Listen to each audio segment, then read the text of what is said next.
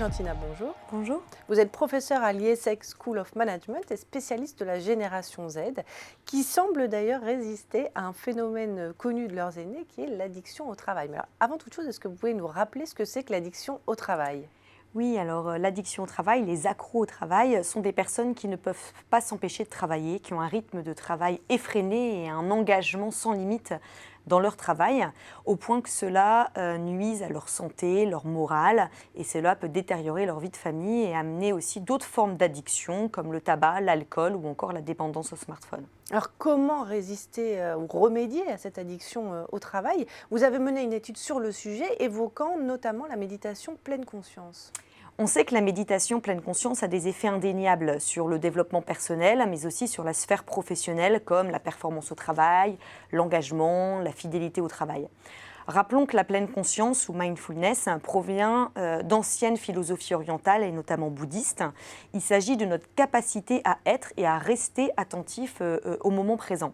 Avec Carole Daniel, professeure à Schema Business School, nous avons mené une recherche auprès de 500 millennials âgés de 24 à 35 ans, salariés, dont 50% d'entre eux ont bénéficié du programme Méditation pleine conscience MBSR.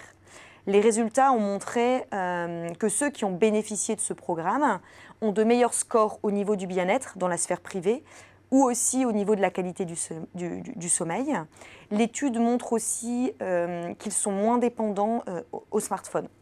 Et alors, est-ce que du coup, vous avez remarqué un rapport différent au travail de la part de ces jeunes, de cette génération Z, qui pourrait laisser penser que demain, il faudra les manager ou on pourra les manager à l'aide de la méditation pleine conscience ?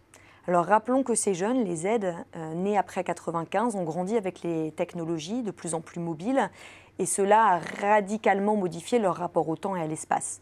Paradoxalement, face à ce nouveau rapport au temps et à la société de l'instantanéité, se développe à l'opposé le phénomène du slow, avec le besoin de se poser, le retour à l'authenticité. Les millenniums souhaitent que leurs actions aient une vraie portée sociale et l'important est de réussir pleinement leur vie et non plus seulement leur vie professionnelle.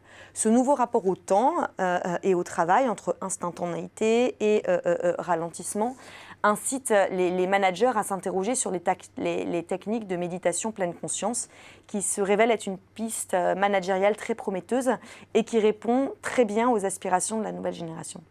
Alors, si je comprends bien, ces jeunes prennent et prendront de la distance par rapport au travail, ils chercheront à se réapproprier le temps, ce qui est d'ailleurs une des clés du bonheur qu'on retrouve dans la méditation pleine conscience. Oui, l'entreprise n'est plus un lieu de travail, mais elle devient un lieu de vie pour les Z. En d'autres termes, la fidélité à l'entreprise n'est plus liée à la peur de perdre son emploi, plutôt liée à la dimension négative de la fidélité, mais c'est plutôt lié à la volonté d'être heureux au travail, qui est la dimension positive de la fidélité. Donc les entreprises tendent à se concentrer sur deux principales formes de reconnaissance, la reconnaissance des résultats et la reconnaissance d'investissement dans le travail, la qualité et les efforts fournis. Pourtant, la nouvelle génération est plutôt intransigeante que les autres générations sur la satisfaction de la reconnaissance existentielle qui porte essentiellement sur le collaborateur en tant qu'être humain. Il s'agit par exemple pour les entreprises de mettre en place un outil de feedback permanent. Merci Elodie Gentina pour cette analyse. Merci.